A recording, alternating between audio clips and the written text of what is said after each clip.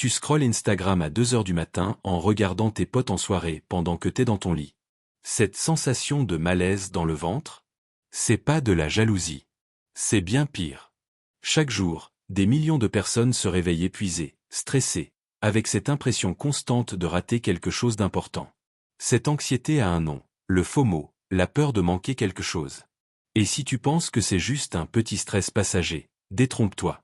Cette peur contrôle probablement plus de décisions dans ta vie que tu ne le crois.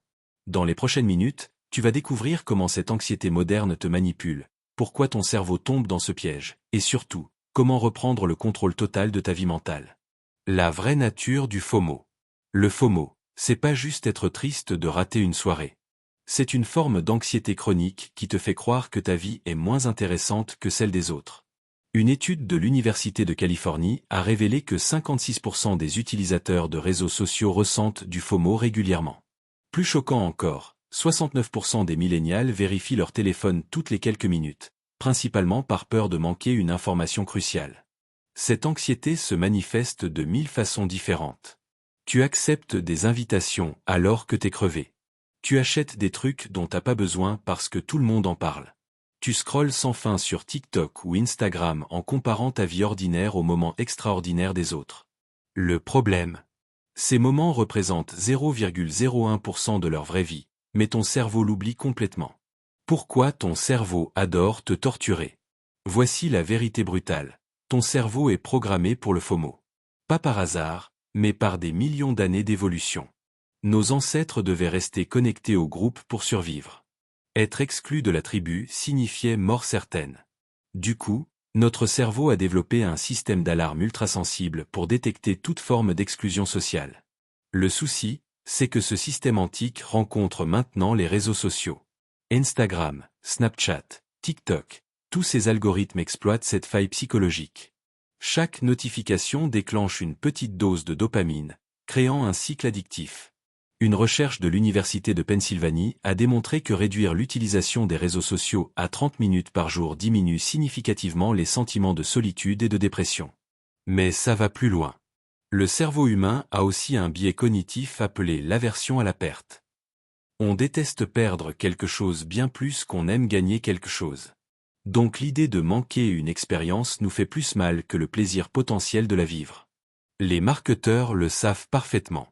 Pourquoi tu crois qu'ils mettent partout offres limitées, plus que 3 en stock, dernières heures? Parce que ça active directement ton FOMO. Les dégâts réels sur ta vie. Maintenant, parlons des conséquences concrètes. Le FOMO détruit ta concentration. Une étude de Microsoft révèle que l'attention humaine moyenne est passée de 12 secondes en 2000 à 8 secondes aujourd'hui. Moins qu'un poisson rouge. Pourquoi?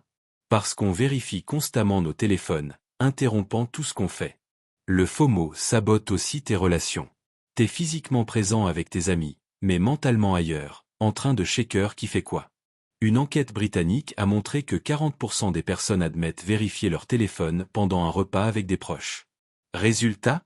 Des connexions superficielles partout, des liens profonds nulle part. Financièrement, le FOMO coûte cher. Très cher. Les achats impulsifs liés à la peur de manquer une tendance représentent en moyenne 1800 € par an selon une étude de 2023. T'achètes ce gadget viral, ces fringues que tout le monde porte, ce voyage que tu peux pas vraiment te permettre, juste pour faire partie du mouvement. Et le pire? Le FOMO génère un épuisement mental constant. Ton cerveau est en mode alerte permanente, scrutant chaque signal social, comparant sans arrêt, calculant où tu te situes dans la hiérarchie sociale invisible. Cette surcharge cognitive mène directement au burn-out. Les situations où le FOMO frappe le plus fort. Le FOMO se décline en plusieurs catégories vicieuses. Il y a le FOMO social, cette angoisse quand tu vois des stories de soirée auxquelles t'étais pas invité. Le FOMO professionnel, quand tout le monde semble réussir sauf toi, quand tes anciens camarades de classe annoncent leur promotion sur LinkedIn pendant que toi tu stagnes. Il y a aussi le FOMO des expériences, cette idée que tu devrais voyager partout, essayer tous les restaurants tendance, voir tous les films dont on parle.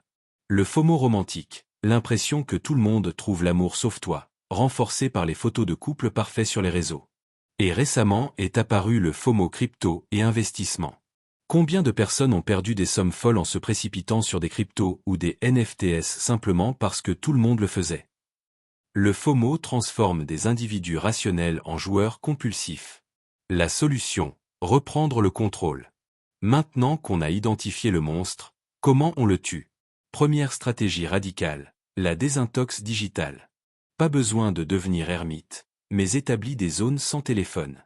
Pendant les repas, 1 heure avant de dormir, le matin au réveil.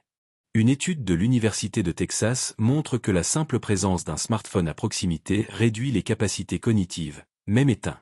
Deuxième arme, la gratitude active. Chaque soir, note 3 trucs pour lesquels t'es reconnaissant dans ta propre vie. Ça recable littéralement ton cerveau pour qu'il arrête de chercher ce qui manque et commence à voir ce qui est là. Les neurosciences confirment que pratiquer la gratitude régulièrement augmente le niveau de dopamine et de sérotonine naturellement. Troisième tactique, le réalisme brutal sur les réseaux sociaux. Rappelle-toi que ce que tu vois, c'est du highlight réel, pas la vraie vie. Cette fille qui poste son corps parfait? Elle a pris 200 photos et utilisé 15 filtres. Ce mec qui affiche sa réussite? Il cache probablement ses dettes et son stress. Quatrième principe, l'intentionnalité. Arrête de dire oui à tout par peur de manquer. Dis oui seulement aux trucs qui comptent vraiment pour TOI, pas pour les autres.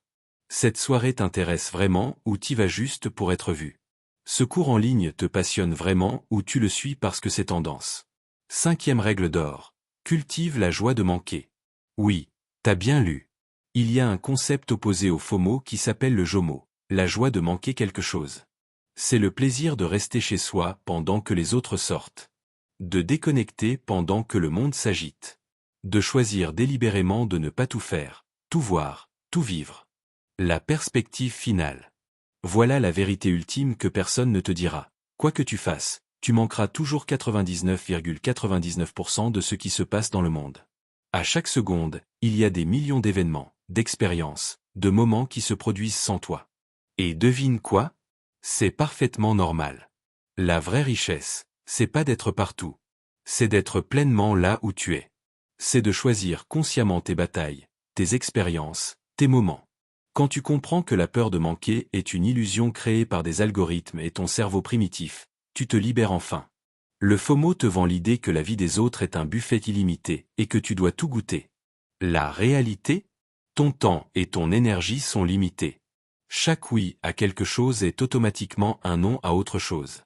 Alors choisis avec sagesse. Si cette vidéo t'a ouvert les yeux, balance un like et abonne-toi pour plus de contenu qui va droit au but.